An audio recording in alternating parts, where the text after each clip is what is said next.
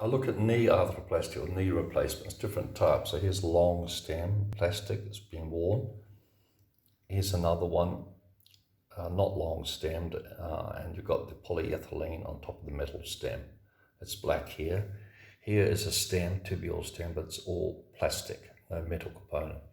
Here's one, a Miller-Gallant, so black plastic insert that actually wore a lot, caused a lot of black staining. Here's another long stemmed implant. Look at it. It goes up the femur, down the tibia, and it's actually hinged and rotates on itself.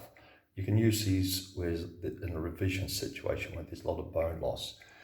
Here's the uni compartments, or actually these were both compartments, but look at the plastic and the tibial component is quite worn. And again, another different shaped femoral component. And here is two different femoral components, but one tibial component. Here's another short stemmed one. It's hinged or connected.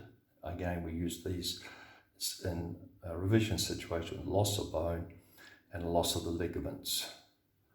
And here is another total knee replacement with plastic insert the tibial component. And here's one that was quite popular in the 80s and 90s, femoral component and plastic tracking. The plastic inserts on the tibial component actually move back and forth.